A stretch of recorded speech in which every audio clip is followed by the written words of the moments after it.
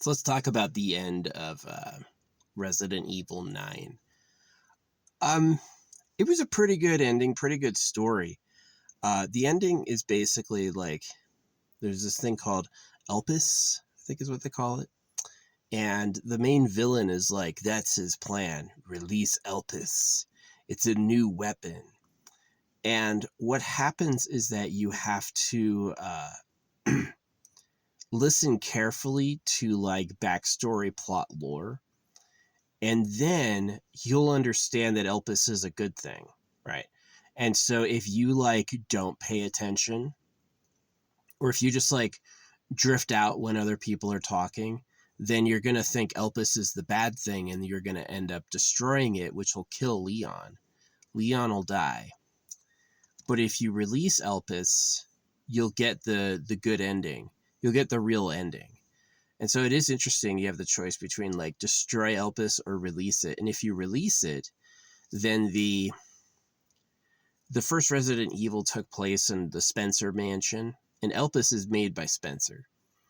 And so if you release it, then it's like Spencer's redemption, which is pretty interesting. I do like the test where it's like Elpis is the bad guy's dream.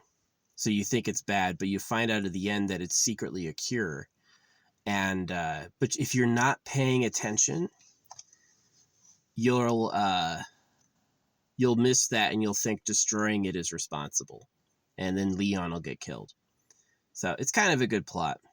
Yeah, I really like it. I gotta make this last for 3 minutes so I can pick my own thumbnail. Yeah.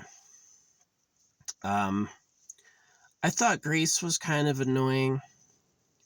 She should have said and done more. She was the best when she escaped from what's his name. Ooh, this was good foreshadowing. What's his name? The big hulking juggernaut guy. I forget his name. Victor. I think his name is Victor. Yeah, she's like in an office with Victor, and I like how he like just wants to talk to her. He's not gonna hurt her, but if you pay attention to what they do to people, they obviously are not good people. That they are like very much monsters.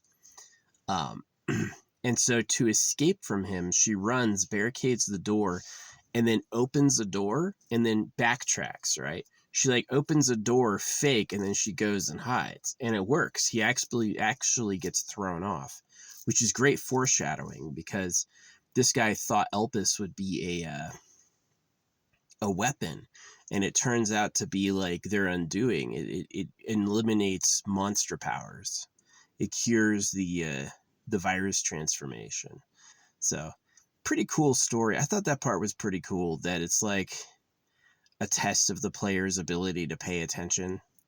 It's like, can you pay attention to the plot and think about it? If the answer is no, you're going to be like, well, yeah, you got to destroy Elpis. Elpis is the bad guy weapon. And it's like, no, you got to read the details. You got to look into the details.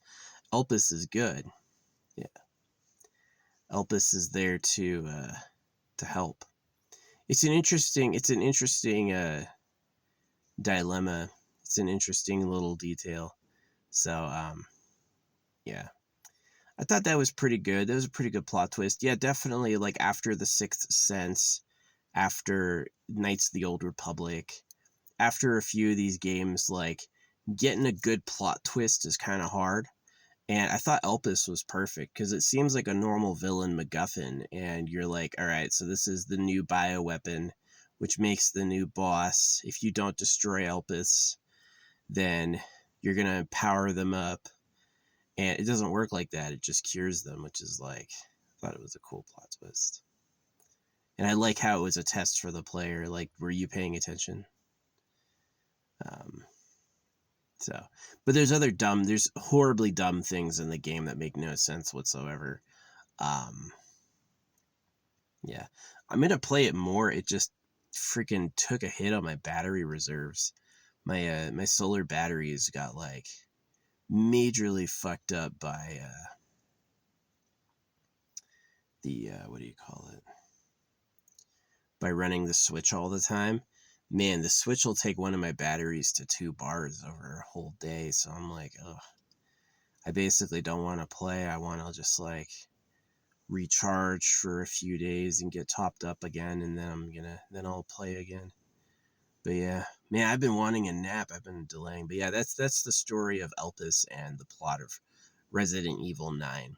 I liked that the destroy Elpis plot kills Leon because that's unexpected. Usually it's like, do you keep the baddie's weapon or do you destroy it? And if you destroy it, you get the good ending. And this wasn't that way. This was like, you had to understand the context clues that Elpis was actually there to help. And there's unreliable narrators who, you know, can't be trusted, basically, who think it's something else. So yeah, it was pretty cool. um One of the things I like about Resident Evil 9 is it's pretty grounded with like dates and happenings.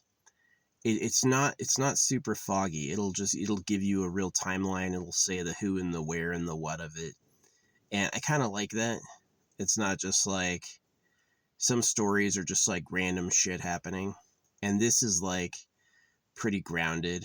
Like the locations are the same locations. Things have explanations. But there are a few like massive plot holes, like uh, when you need the braille read, you can just press the button and the button will tell you what it does, right? But the character couldn't do that. She's like, well, I can't read braille, so I need to go get this one girl and bring her back. And that was annoying. That was annoying. Like, that's probably the sad thing about Resident Evil is it feels like it jumps you. It does. There's jump scares and it straight up jumps your ass. It waits until you're like beyond the point of retreat and then pounces on you. And I just like, guys, I would have much rather had like it be about like stealth and hearing where like something's looking for you. If you go running around on the top floor, it can hear you and it starts moving after you. I would love that, you know, whereas it's less like scripted. But this game, it's like, you know, exactly when I go here and touch this, the map resets like that, which is fun the first time. But the second time, you're like, here it is exactly the same. I know this is going to happen, right? So, yeah, I am thinking about playing it on higher difficulties once I'm done with this run. This run is unlocking a lot of like challenges for me.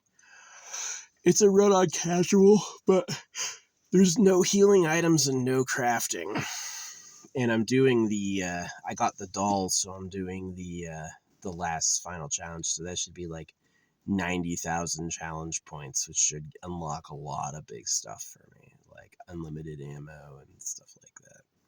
So that's going to make the later challenges easier. Yeah, I'll play through again on like, I played it on normal, modern. I played it on modern. I'm thinking about playing it on classic after this challenge run and do like more of like a survival thing. And then I'll do impossible when I have like the rocket launcher and unlimited ammo. Yeah. So that'd be fun. The last boss is super easy. Parrying is really important. Yeah. So anyway.